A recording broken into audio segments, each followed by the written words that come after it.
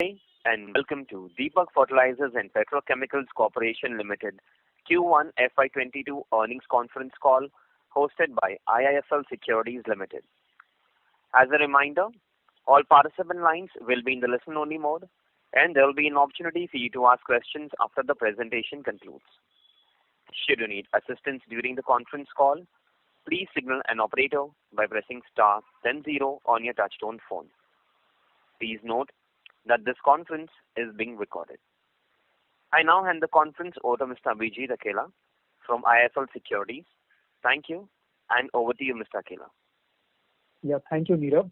Ladies and gentlemen, good afternoon, and thank you for joining us on the 1Q FY22 earnings conference call of Deepak Fertilizers and Petrochemicals Corporation Limited.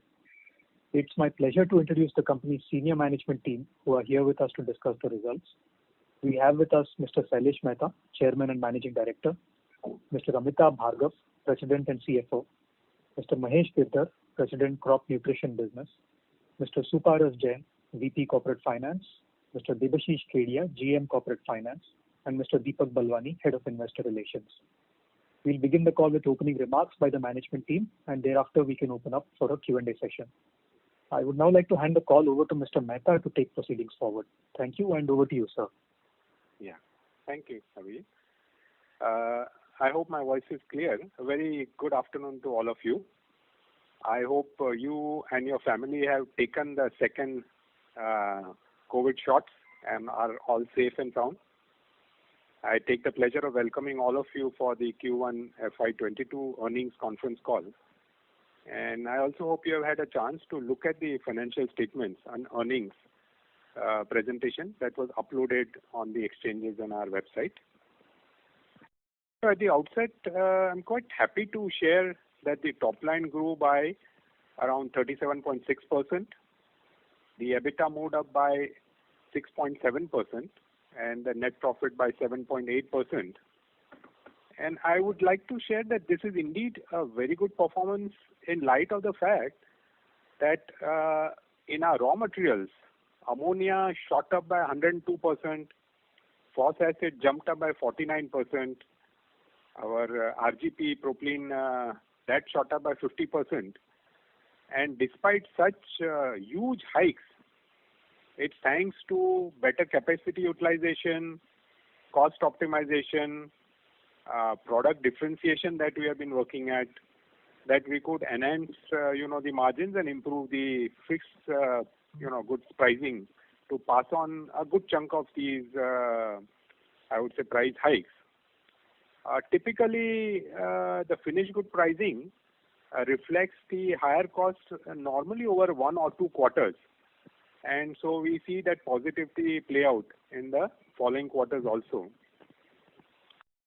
Now the industrial chemicals grew by 12%, and the broad I would say shift that is happening of specialty chemicals from China to India continues to provide a good boost to our acid business.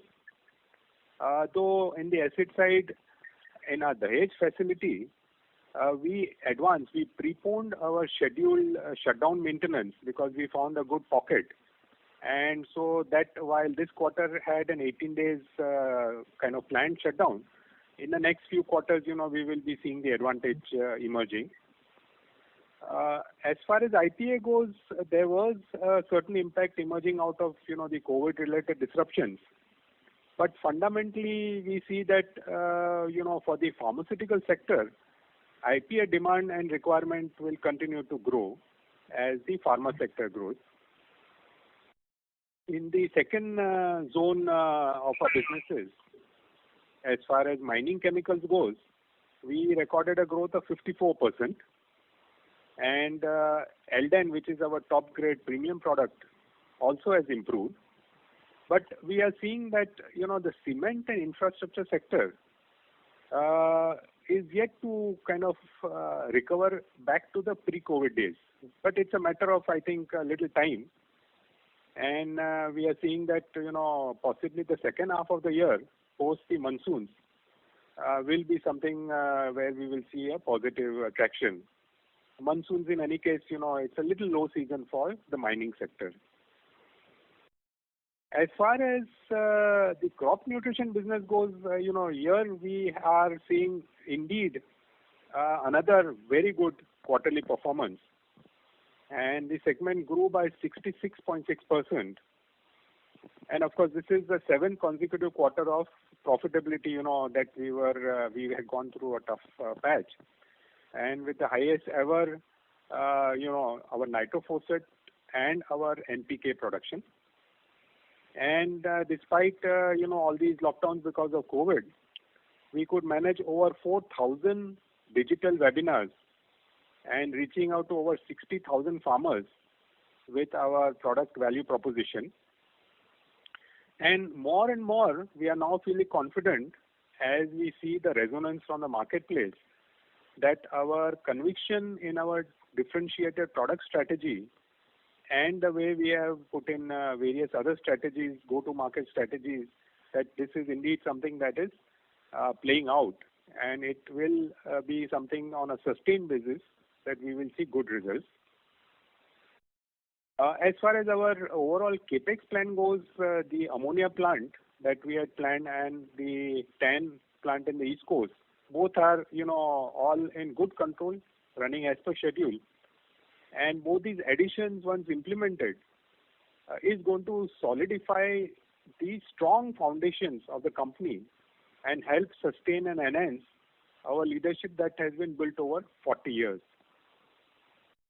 So now, from a larger perspective, I might share that the 4-pronged strategies that we have put in place are something that we are working hard at, and we are seeing very, very positive traction. One is to get our size right. And now with our fertilizer expansion already done behind us and doing very good, acid, that we had enhanced our, capacities. There we are seeing it, turn very positive. And similarly, it would be TAN. And all of these beautifully aligned with the India growth story. So getting our size right was the first strategy that, we had planned, and that is something that is bearing fruits. The second is that we have invested a lot of energies into building a strong backbone of best-in-class systems and processes based on digital and IT powers. And that is giving us a strong grip on cost optimization as well as, the grip on the marketplace. So that's the second, I would say, strong strategic drive that we had brought in.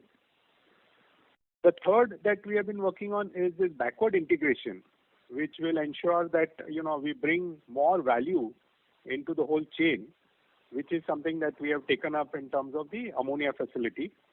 And that is going to be, again, something that will help enhance the leadership that we have in the downstream over the last 40 years.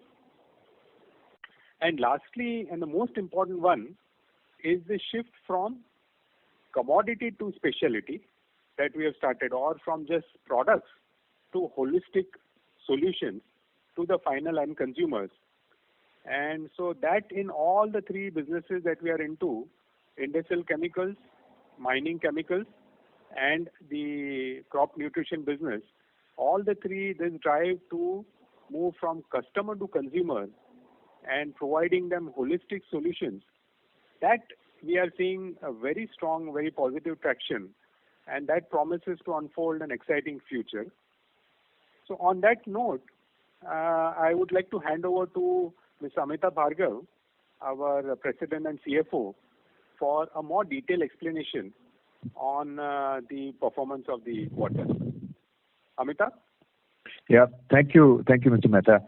Good afternoon, ladies and gentlemen, and thank you for joining the Deepak Fertilizer and Petrochemicals conference call to discuss Q1 FY22 results. Our performance during the quarter,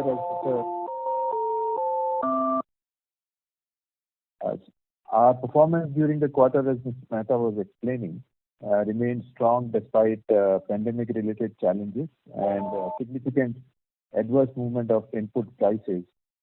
This was supported by differentiated product value proposition, operational efficiencies, increased capacity utilization, and proactive marketing strategies. So during Q1 FY22, we reported a total operating revenue of rupees 1,902 crores, an increase of 37.6% compared to last year. Our operating EBITDA stood at rupees 290 crores, an increase of about 7% YOY. Our net profit for the year recorded a growth of over 7.8% to rupees 131 crores, with margins of 6.8%. There's been sharp increase in key raw material prices YOY and even sequentially quarter on quarter. But YOY, if you see, ammonia prices have gone up 102%, phosphoric acid prices up 49%, propylene, that is RGP, 50%, and MOP up 7%. In the short term, these higher raw material prices have created a headwind that we expect to stabilize over the next few quarters. Now here, government has also been taking proactive initiatives to support fertilizer manufacturers and farmers, for example, increasing the NBS subsidy and allocating additional budget. Overall, our net debt, we further reduced it by approximately another 240 crores during the quarter. As a result, ज्या व्यक्तीशी बोलत आहात त्यांनी आपला call होल्डवर ठेवला. finance costs reduced by 22% YOY, driven by continuous reduction of short-term debt due to better working capital management, and our focus on liquidation of products in the fertilizer business from retailer shelves supported working capital efficiencies during the quarter. Manufactured mining chemical business recorded a revenue of 389 crores compared to rupees 253 crores same period last year. And volume grew by 11% YOY and reduced 12% sequentially quarter on quarter.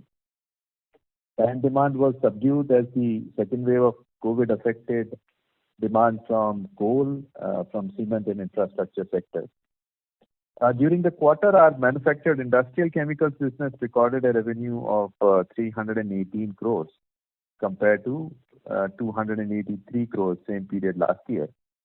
The revenue grew despite having a high base on account of increased IPA realization last year, which was an aberration. The growth was supported by 34% increase in nitric acid volumes.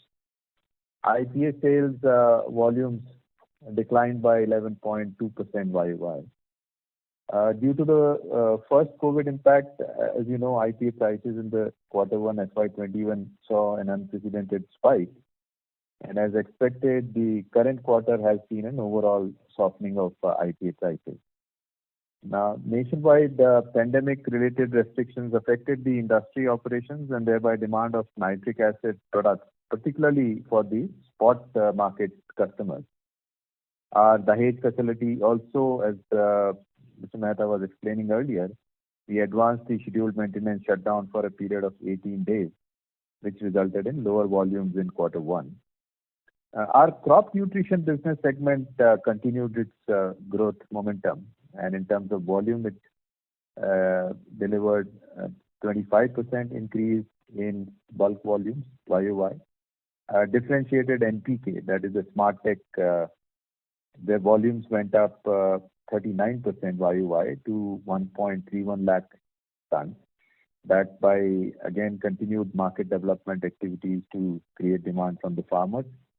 Overall, Q1 FY22 CNB revenues increased by 66.6% to rupees 993 crores. During the quarter, our IPA plant operated at a capacity utilization of 93%, and both acids and TAN operated at 86% and 103% respectively. In the crop nutrition segment, NP and PK plants operated with utilization levels of 92%, and the bentonite sulfur plant operated at 76% utilization level. The available capacity across our plants, as we've been also mentioning earlier, it gives us headroom for future growth potential. Overall, we remain confident of continuing our growth trajectory while extending full support to our customers, suppliers, and other valued stakeholders. Industry is gradually opening with reduction in new cases of COVID-19. As a result, demand scenario is likely to improve going forward. I think with this, we'll be happy to take your questions. Thank you. Thank you very much. We will now begin the question and answer session. Anyone who wishes to ask a question may press star and one on their touchtone telephone. If you wish to remove yourself from the question queue, you may press star and two. Participants are requested to use handsets while asking a question. Ladies and gentlemen, we will wait for a moment while the question queue assembles. Participants, you may press star and one to ask a question. The first question is from the line of Naresh Vaswani from Sameeksha Capital. Please go ahead. Yeah, sir, congratulations for a good set of number in tough times. First question, on the raw material side, I presume that the cost would have increased during, so whole impact of this higher raw material prices would be reflected in probably Q2 and Q3 as well. So just I wanted to understand realistically how much of this steep rise in raw material prices can we pass it on to our customers. And in the fertilizer segment, this margins, is it high due to the subsidy hike? I mean, what would be the normalized range which we can work with in the fertilizer segment? So as far as the pass-through of raw material prices is concerned, as you know, see, typically one quarter, and I would say within one quarter also towards the end of the quarter or second half of the quarter, raw material prices hiked very sharply. So in short term, it's very difficult to pass on the raw material prices. In fact, some of even the contracts which have a provision of pass on of raw material prices typically tend to take the raw material prices of previous month. So as such, in the finished goods, it's difficult to get reflection of raw material prices and in such a short time. In longer horizon, and I would say it's typically when you look at YOY numbers in any of the products, you would typically see that if there is YOY increase has happened, and not in a manner that most of the increase happens in a very short time frame. If it has happened over a period of 1 year, typically the pass on of raw material prices it also reflects in the finished good prices. This time it's been an exceptional case in quarter one. So we are quite hopeful, and we are seeing that in finished good prices, particularly where the prices are also linked with the international prices or import parity. Gradually, the reflection of raw material prices is beginning to show, and to that extent, over next few quarters, we should be in a position to get that pass through, I would say, of our raw material prices. That said, it's also right now it's difficult to predict what happens to raw material prices itself, and to that extent, it's difficult at this stage to put any number to it. But it will be sufficient to note that such hikes in raw material prices, sharp hikes, typically would take a little bit of a time to pass through. As far as the subsidy part is concerned, see what happened during the quarter. There are 2-3 different. If you look at different forces, one is the subsidy, of course, went up, but equally the raw material prices went up. Also, we as government had increased the subsidy, post subsidy increase, we also reduced our MRP. So a combination of all of that is what is getting reflected in our numbers. Going forward, given the kind of increase that have happened, industry is also in discussion with government. So while government has increased the P subsidy, the N and K component has also gone up. And then to that extent, our discussions or industry's discussions with the government on the lines of, looking at possibility of increased subsidy on the other component is also right and currently underway. So depending on what stand government takes and what happens to the also raw material prices going forward, you would see that impact in coming quarters. The situation is so very dynamic that it is right now difficult to put any number or any trend to it. Mhm. So, in absolute terms, actually, EBIT margin, EBIT number in fertilizer is very good. So I was just wanting to know that is it something which is due to our product mix change and internal cost saving measures which we are taking and operating leverage which you spoke about, and is this something which is sustainable regardless of, obviously government is supporting on the raw material price hikes as well, but I was just thinking that is it sustainable increase which has happened due to our internal factors or no? It's both. As you see, the volumes have gone up, and as we've been saying that with volumes going up, per ton margins improve. Also, the general efficiencies plant, manufacturing efficiencies go up. So there is an impact of that certainly with increase in volume. There is partly also an impact of subsidy increase.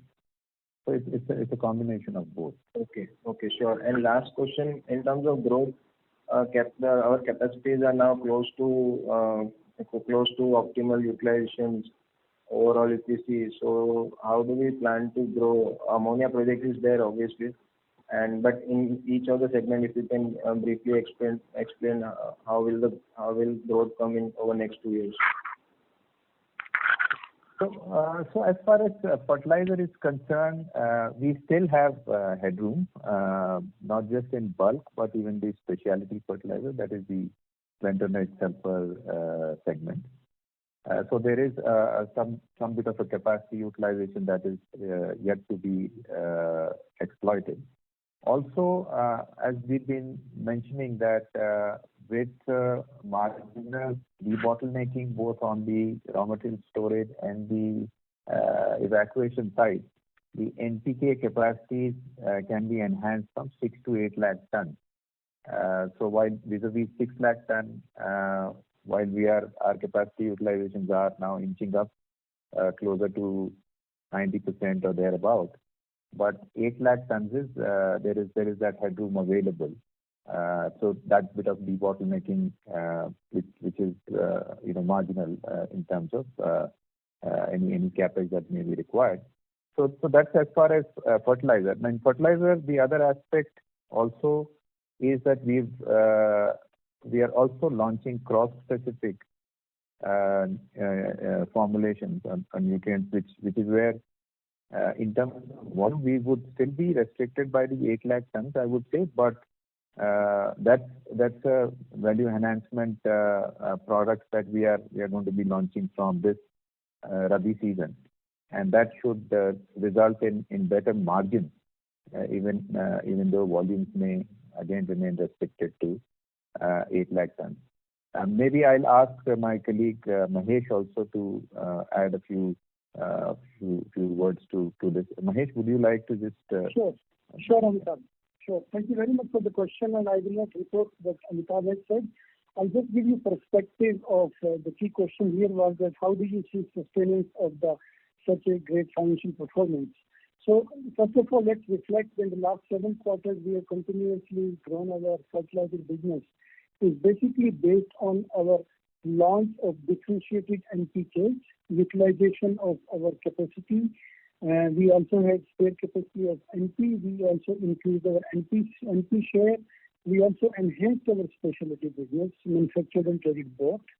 What has helped us is that we are actually becoming now a kind of not a minor player, but a major player in terms of market share. Like in this quarter itself, we grew our market share by 6 points. In Maharashtra, we went up from 15% to 21%. And So number one, we are able to expand volume. Number two, we have been able to stabilize the growth of our differentiated product based on its value. So this I see going forward sustainably, because this is what we have demonstrated in the last 6-7 quarters. Going forward, as we already started mentioning about our new formulations, so we are going to launch complete nutrition balanced products going forward, coming in the next couple of months. So we already got approvals, and these products would be launched in some specific crops. They are suited for specific crops better than others. And they would be also completely differentiated, unique products in the market. They will help us further enhance value as well as utilization of our plants. And in the same way, even on our specialty side, we have already launched crop-specific products in grapes, in pomegranate, in tomato. So our strategy of going into differentiation and then consumer-based crop-specific products is actually on the ground, and we are not just talking, we are actually launching those products and are able to scale up. So I can't make any specific comment on the financial outlook, but this is the strategic outlook of the business based on differentiation, based on solution to the crops, and based on our working engagement with the consumers. As our chairman already mentioned, that we already established a good business model. Even in the COVID period, we are reaching to lakhs of farmers. We are able to engage, we are able to demonstrate.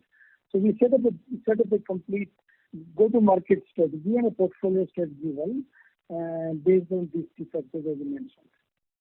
Thank you very much. As far as the other segments are concerned, TAN, as you are aware, we are looking for an expansion on the East Coast, 376,000 ton capacity.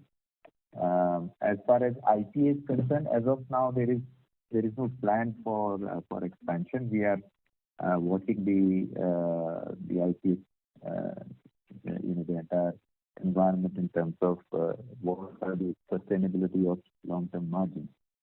In acid, we are, obviously at this stage, while there is no capacity announced, any expansion announced, but there is obviously the demand growth that we are seeing in the nitric acid downstream segments. That definitely opens the opportunity for expansion of nitric acid. We have sufficient sort of land available in Dahej to do that, but as of now we haven't taken any decision. But there are definitely growth opportunities on the nitric acid side, given what's happening on the demand.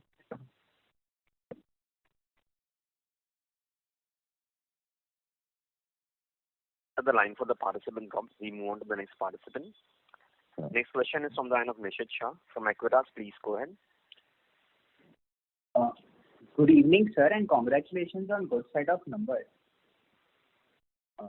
Sir, I wanted to understand that, so I understand that we are debottlenecking in TAN. So what kind of investments are we looking at, and what is the timeline over there? No, what I mentioned is the 376,000 ton capacity, a new capacity on the East Coast. Okay. And we have in the past also given a guidance that we are trying to freeze the capex number, but it's likely to be in that 1,800 to 2,000 range in terms of 2,000 crores. That's the range, but the exact numbers are being finalized. So I was going through the annual. 1,000 tons. Yeah. Sorry, sir. Go ahead. Yeah, go ahead. Yeah, sir. So I was going through the annual report, and in that it states that we have initiated debottlenecking for TAN capacity expansion at Taloja with minimum investment. So I was talking in that reference. Yeah, so that is still being studied from a technical standpoint as to what kind of additional capacity it can yield and what are the capex involved. But there is definitely a prima facie opportunity to debottleneck Taloja capacity. Okay. And so my second question is, I wanted to understand that you said this nitric acid shutdown will benefit us. So can you elaborate what kind of benefits are we looking at? Nitric acid shutdown. Yeah. So going forward, that will help us. I didn't make any such statement about shutdown. I'm not clear what are you referring to. Okay, sir. So can you help me understand what are the current realizations of nitric acid? Are they trending upwards? So nitric acid, what has happened is, one is a general trend in terms of what is happening in the nitroaromatic segment. That is that we are now seeing a lot of the global supply chains showing inclination towards diversifying from China to India. And given our in nitroaromatic segment and various specialty chemicals, we are still in many of these segments are perhaps 1/15, 1/20th of China's capacity.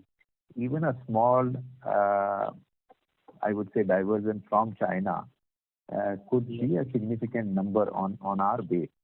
So one trend that we are seeing is that with that you will see expansion coming from existing players. Some new players may also enter, and of the existing capacity, the capacity utilization will go up, and that is resulting in the demand on the nitric acid side.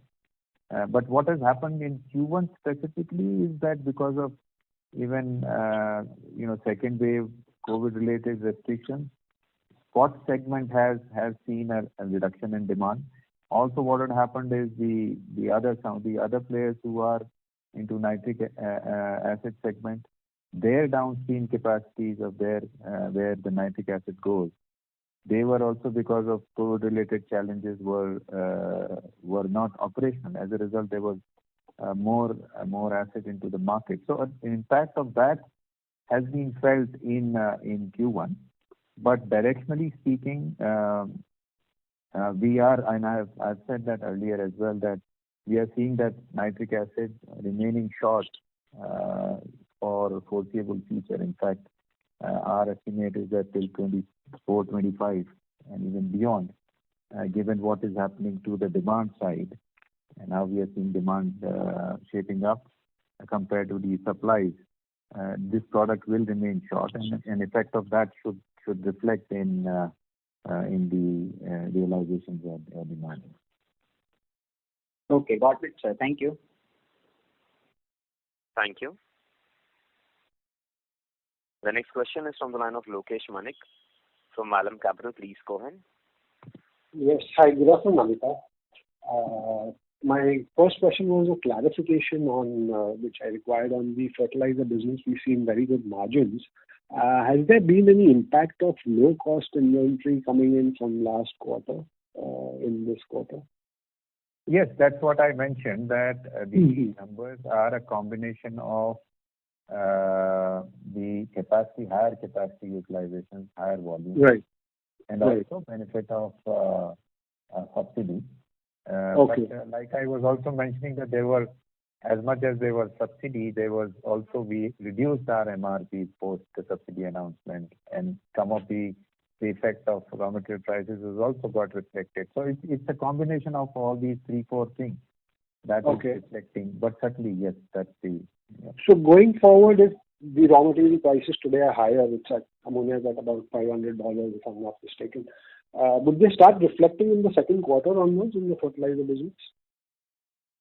So see, what has happened is, and this is the point I was earlier making, that the government has increased the subsidies in the P segment. The cost has gone up across NP and K raw material prices. And that's the discussion industry is currently having with the government, also in terms of what would be government's take or response on those increases, and is there would government consider an increase as far as the other nutrients are concerned. So depending on what stand government takes, industry will obviously look at passing on the prices of these increased raw materials in the finished goods. So we'll have to see.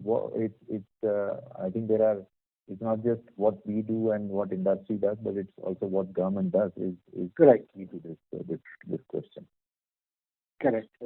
And Amitabh, if you can just share what is the inventory or the working capital cycle on an average that we have for different products from TAN to nitric acid, IPA, and NPK. On an average, what is the raw material holding period or an inventory holding period that we follow for them?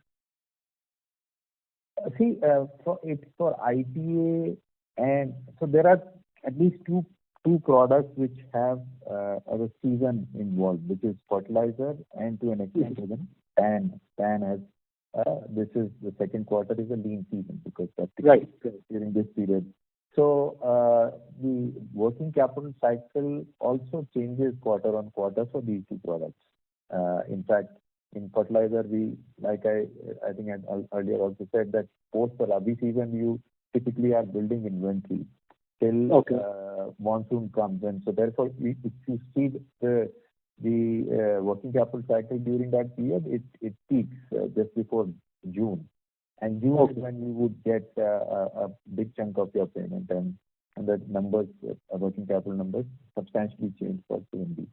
For the other products, which is IPA and for acid, we typically have 30 to 45 days of credit period, and sometimes we collect faster than those, particularly in the spot segment, depending on the extent of spot segment.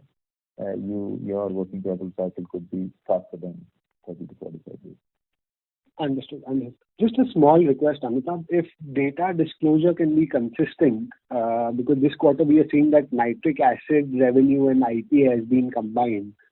So in last quarter it was different. If you can just share nitric acid revenue for the quarter and the IPA revenue for the quarter in the investor presentation going forward, as in whatever data we are showing. We can further clarify that. Yeah, because while plugging in data, it becomes a little difficult because you're following a trend, and then suddenly if we see a clubbed revenue profile for 2-3 different products, it becomes difficult to analyze. No, fair enough. We can clarify that. Right. Thank you so much. Thank you so much, Amitabh. Thank you. The next question is from the line of Deepak Poddar from Sapphire Capital. Please go ahead. Yeah, thank you very much, sir, for the opportunity. Sir, I just wanted to understand, you did mention that the pass-through of raw material to the finished good might take maybe over next 2 quarters, right?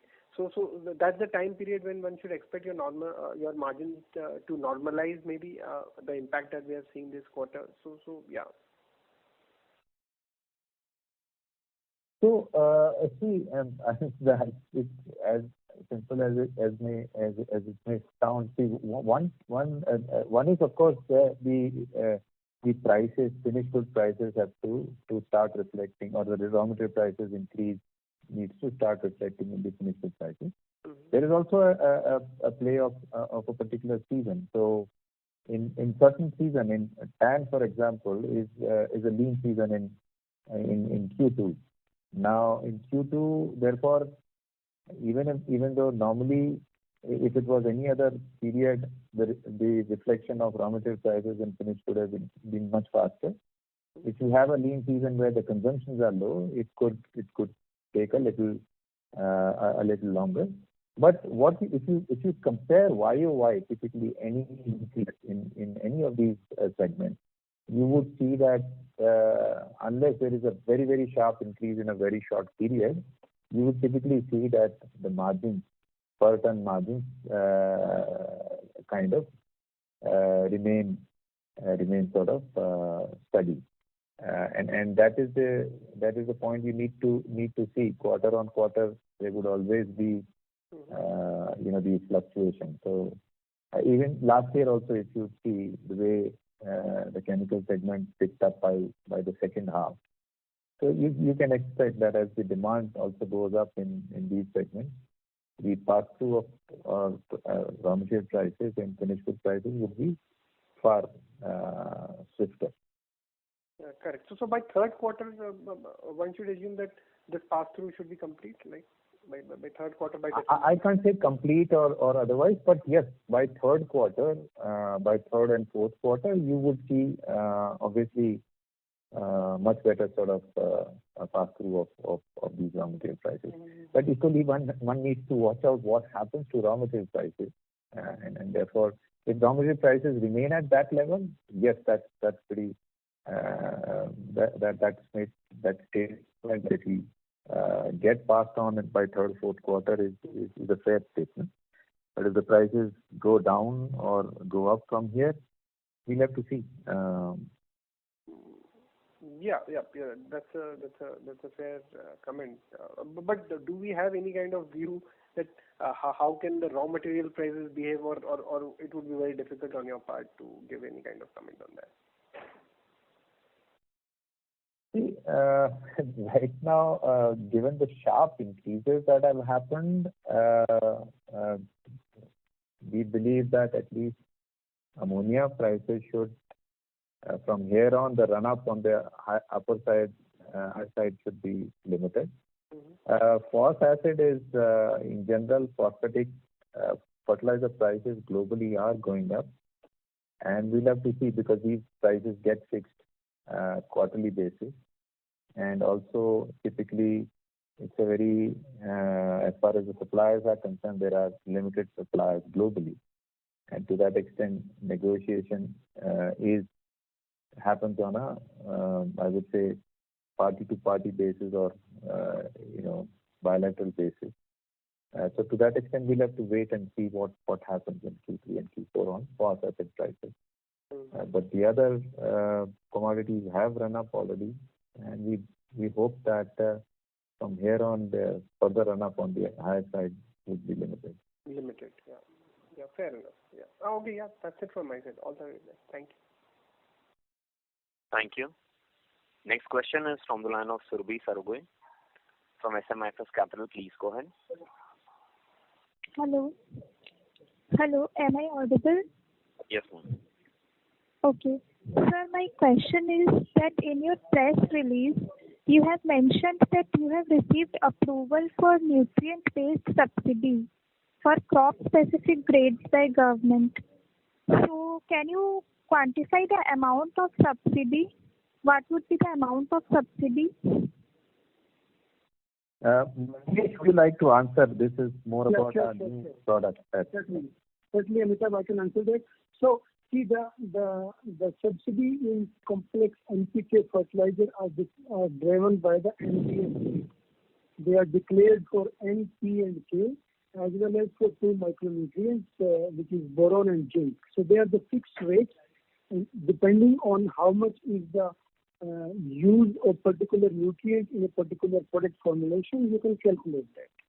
So, like P has currently the highest subsidy, and K has lower subsidy. In same way, there is a fixed subsidy for zinc and boron, and no other micronutrient has subsidy. So, the formulation which we are bringing in the market going forward are multi-micronutrients which are complete in their composition. They are providing balanced nutrition for certain specific crops. So accordingly, they will be positioned. So I can't calculate right now, but I think the methodology is based on the NBS nutrient-based subsidy. Okay, sir. And sir, my another question is that can you quantify how much will be the finished goods price increase in the second quarter to reflect the raw material price increase? Ma'am, as I explained. Yeah, go ahead, Mahesh. Yeah, so when it comes to fertilizer, as I think Amitabh already explained, there the multiple factors are playing a role in the pricing. It is raw material, it is inventory of the raw material, when the price has changed, as well as is there a change in the subsidies in a particular nutrient. As Amitabh already mentioned, certain discussions going on, and accordingly we decide the MRP of the product, and which are also driven by the reasonableness clause, as the complex industry is governed by certain regulations under NBS policy. So multiple factors are considered when we define our pricing, But generally, I mean, when the raw material prices are changing, they're reflecting into the price changes, unless there is an increase in subsidy. So that's how the pricing takes place. So I can't put really one number because that's very, very dynamic pricing. Okay. Okay, sir. Okay, understood, sir. Thank you. Thank you. Next question is from the line of Vishal Prasad from VP Capital Limited. Please go ahead. Hi. So I have a question related to our ammonia capex and the cost structure. So I was trying to go through the conference call transcript for the last call that we had done. So, Amitabh, there you explained very beautifully how the cost structure is. So somehow I got confused. So what you said is if we take the natural gas at 220 and conversion at 40, so we will make it at 260 to 280. And the landed cost, if we are importing it from Middle East, is $450 to $480.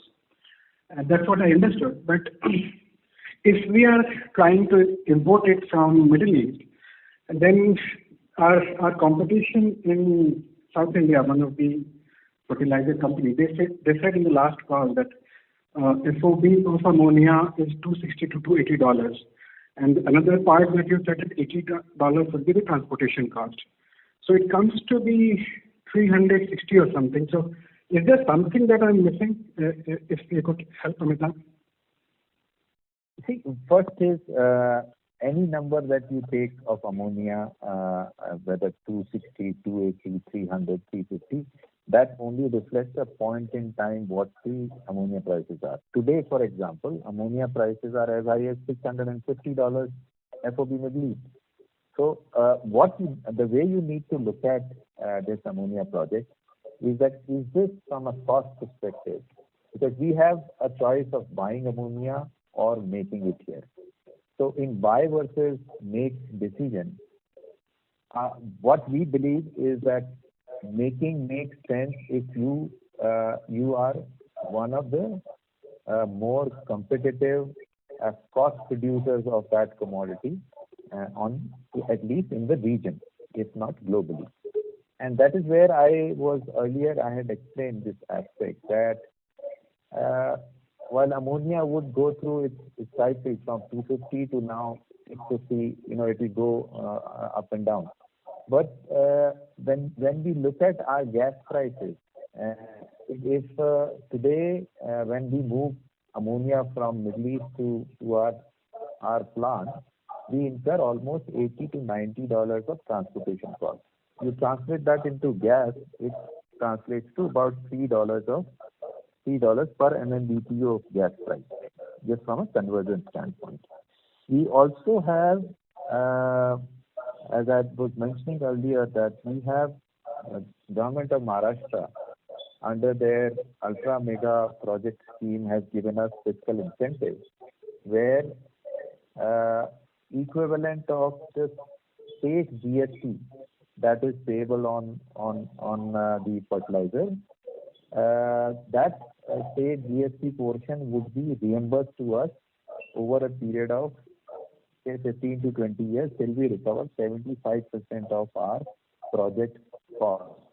That, if you translate again into gas equivalent, translates to roughly about $1.25 to $1.50.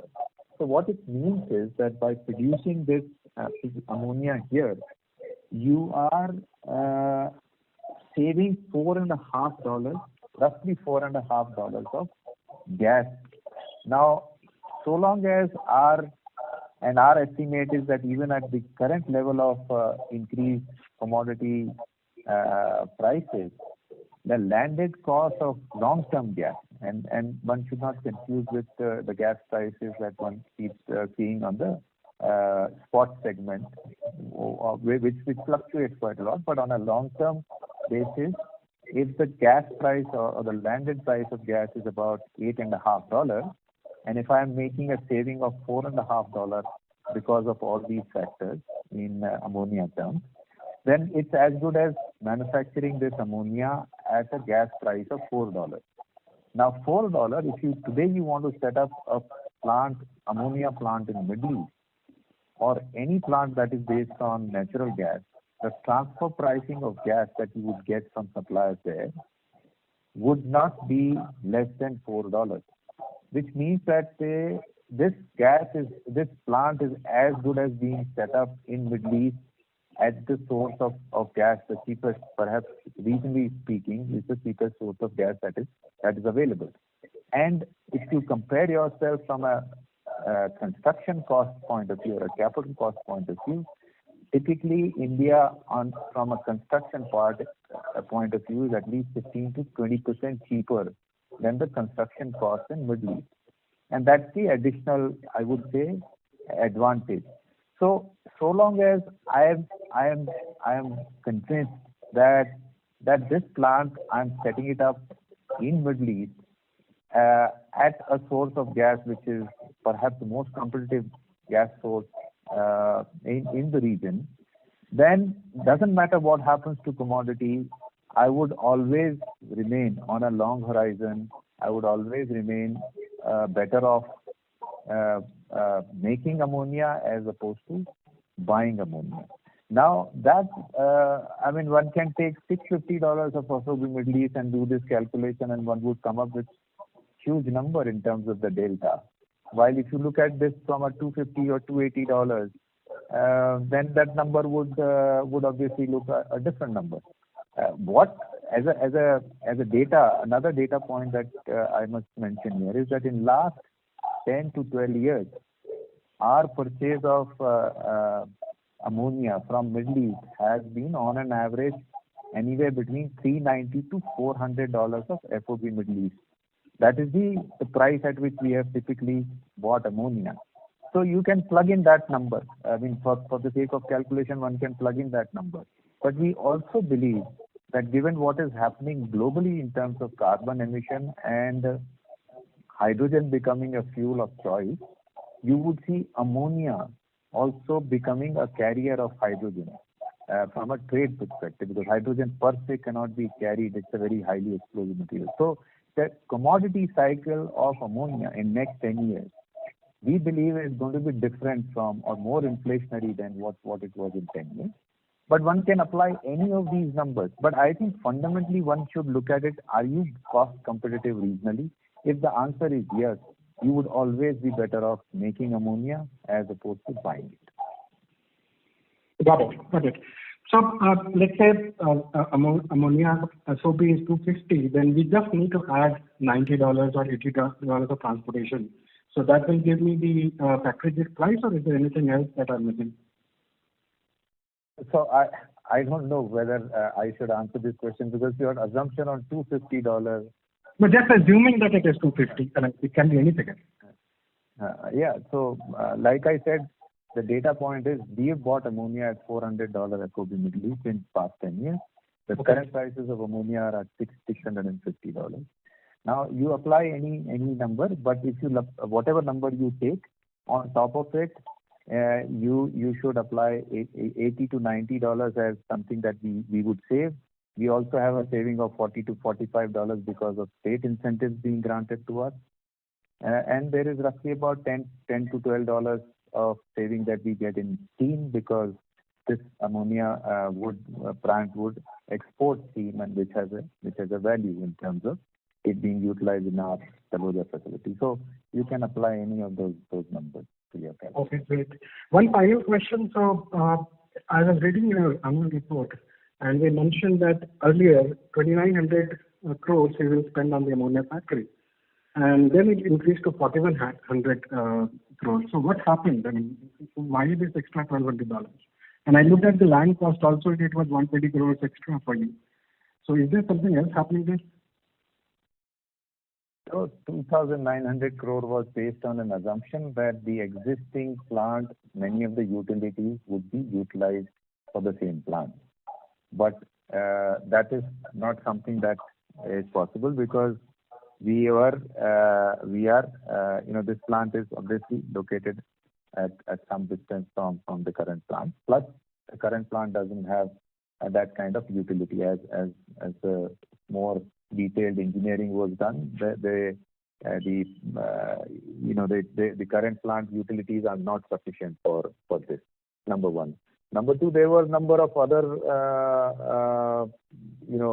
whether it is related to environmental related regulations, where instead of using the current central effluent treatment plant, we are setting up our own zero liquid discharge. There were also issues of certain water pipeline. There was issues of water storage. There were issues of a power island, separate power island required. So there are a number of factors. But the point remains that at 2,900 crore, we were 30% or thereabout more competitive, because we had got this plant at significantly attractive rates. What has happened with the increase in cost is we are now at par with any new plant that would get set up for 500,000 tons. So as such, from a construction cost point of view, we are at par with any plant that would get set up today, a new plant that will get set up today, 500,000 tons. And to that extent, we are not at any disadvantage. If at all, there is an advantage that we had earlier, as to an extent has been worn off. Land cost obviously is higher than what we had anticipated, and I don't have to explain what happens in general land procurement. And so those factors always come to play when one acquires the land, estimate versus actual. Thank you very much. So I'll request you to come back in the question queue for a follow-up question. The next question is from the line of Madhav Marda from Fidelity International. Please go ahead. Yeah, hi, good evening. Thank you so much for your time. I just wanted to understand that for our existing products, FY21 was a good year in terms of margins in general across, I think, many of our categories, which showed up in our sort of overall EBITDA margin for the company. Just your outlook for FY22, if you could give us a qualitative flavor in terms of how the margins can shape up across TAN, IPA, fertilizers, and nitric acid. If you could give us some sense versus FY21, that would be really helpful. Thank you. So overall, what is happening in FY22 versus 21 is, one, fundamentally in FY21, our capacity utilization across, excepting fertilizer, NPK, by and large, in every other segment, we face challenges in maintaining our plants, operating our plants from manpower standpoint, from evacuation, transportation standpoint. So there is a headroom of capacity utilization that is sitting in our plant as we close FY21. And some of it you are seeing the reflection of that in the Q1 numbers, with the exception of IPA. In every other product, the capacity utilizations have gone up. That is number one. Number two, we had certain challenges, operational challenges in the acid, where the Dahej plant for half of last year was running at low capacity. There were energy inefficiencies, which we corrected by second half, by Q3, Q4.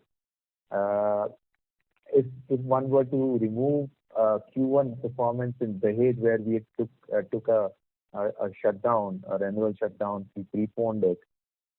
If you take that, both in Taloja and Dahej, our asset capacity utilizations have gone up.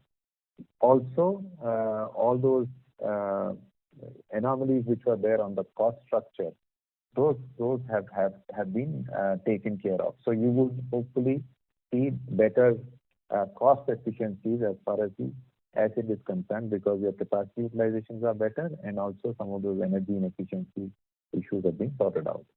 What we also saw from an acid point of view is, while first half of last year was muted because of the COVID reasons, but the whole China plus one kind of the demand side that came in nitroaromatic segment from the global procurement standpoint, that effect we started seeing from second half. And this is obviously a post-COVID part of it. Is the reason is post-COVID, where a lot of global supply chains are diversifying from China, and a part of it we are getting the benefit of it, or our downstream segments are getting benefit of that. And that reflected in the demand as far as the acid is concerned. And so we believe, and I was earlier mentioning that with what has happened to nitroaromatic segments specifically, and the other segments which consume nitric acid, we are seeing, or our estimate is that this product will remain short for a period of time, and that we should get the benefit of that in our spot segment, which would have been the case only for part of the year last year. Fertilizer, you've seen the capacity utilizations are going up, but equally, I think one factor that has also come into play this year is this sharp increase in raw material prices. We are hopeful that I think in the second half of this, we would be able to, or the finished good prices would reflect those increase in raw material prices. And with that, if that happens with the increased capacity utilization and fundamentally demand remaining strong in each one of these products, hopefully the overall performance should not just sustain, but hopefully do better. Got it. And sorry, anything on the TAN as well, like the margins for TAN for this year? Any favor on that? So TAN, one is fundamentally the capacity utilization should be better, because last year we closed with 437,000 tons, which is roughly about, let's say, 87%. In previous years, when the demand has been there, we have run that plant at 105-106%. Quarter one capacity utilizations were good, up more than 100%. So if the demand side remains, and that's despite the fact that in each of our segments, that is coal, limestone, and infrastructure, there was an impact of second wave. So we believe that that once the Q2 is out, because Q2 is again a lean season for TAN, Q3, Q4 demand should remain strong, and by that time there is also sufficient time for finished good prices to catch up with raw material price increase. So we believe that like last year, the second half for TAN should be good in terms of volumes as well as margins. Good. And my last question from my side would be on the timeline for the ammonia project. That does the timeline remain the same as the last update? Like, when do we expect that plant to commission? Which one are you talking about? The TAN plant? No, if you could just help with the ammonia and the TAN plant, both of them. Ammonia is Q4 FY23. That is, let's say, March, April of 23. While TAN is in FY24, the second half of FY24. So the construction is yet to start, but we are getting all the required approvals that are required to start the construction. And ammonia plants, you haven't faced any hiccups, hopefully, so far, right? In terms of the... No. We also, I think somewhere in our quarterly presentation, we've also given certain pictures in terms of the progress it has made on the ground. Understood. Okay, thank you so much, and wish you all the best. Thank you. Thank you very much. A request to all the participants, please restrict to one question per participant.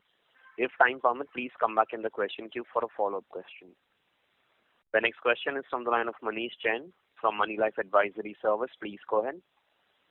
Yeah, thanks for the opportunity. My question is, what amount of CapEx... Manish, your audio is not very clear. May I request you to speak through the handset? Sure. Sorry.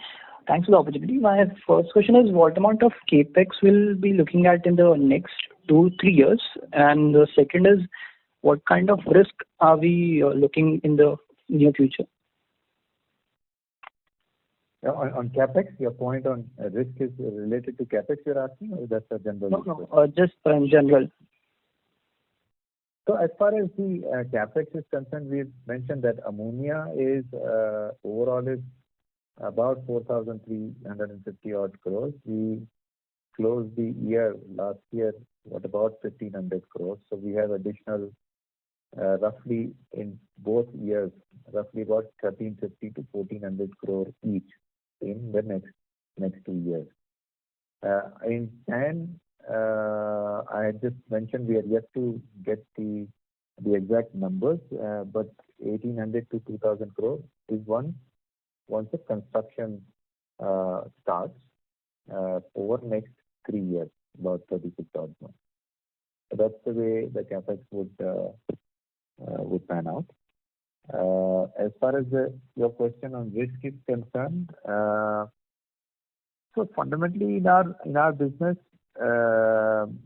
one is because fertilizer is dependent on monsoon. Monsoon remains an uncertainty. Last 2 years and this year also, monsoons have been fairly good. So one has to see it one year by year what happens to monsoon. So I think that certainly remains as one uncertainty or risk. The second aspect I would say is the nature of our raw material, particularly on the phosphate and MOP, which are critical raw material for our fertilizer business.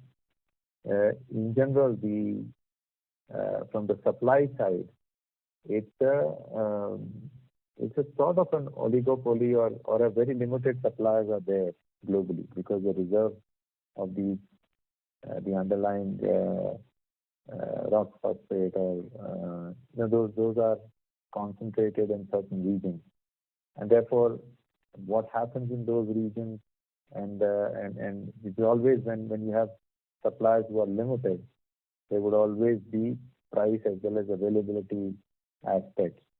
What we've done from our side is obviously we've tried to diversify these sources and minimize the risk, but there is always a risk. That's the risk we believe it applies to a great extent to the other fertilizer players also. So that's definitely one area that we have. And the third one in our case is we need to implement our projects in time and cost. The good thing is that a large project like ammonia, it's just a construction project now. The entire procurement is 95% of procurement is all done. Land is in place, all environmental approvals are in place, other statutory approvals are all in place. So the risk of just the construction is in an overall project implementation risk is a limited risk, and to that extent we believe that with Toyo as our contractor, they have done more than 70% of global ammonia projects they've implemented. With that and a capable in-house team, we believe that we have a fairly good hold on that risk.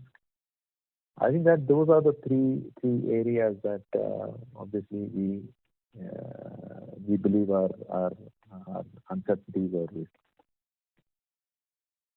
Thanks for the detailed explanation. Yeah, that's it from my side. Thank you very much. Ladies and gentlemen, we'll take that as the last question. I now hand the conference over to Mr. Amitabh Bhargava for closing comments. Well, thank you so much, everyone, for your participation. And for any further queries, clarifications, please do get in touch with our investor relationship team. Deepak Balwani is there. And we keep looking forward to your support in our future endeavors. Thank you so much, and have a safe time. Thank you so much. Thank you very much. On behalf of IIFL Securities Limited, that concludes this conference. Thank you for joining us. You may now disconnect your lines. Thank you.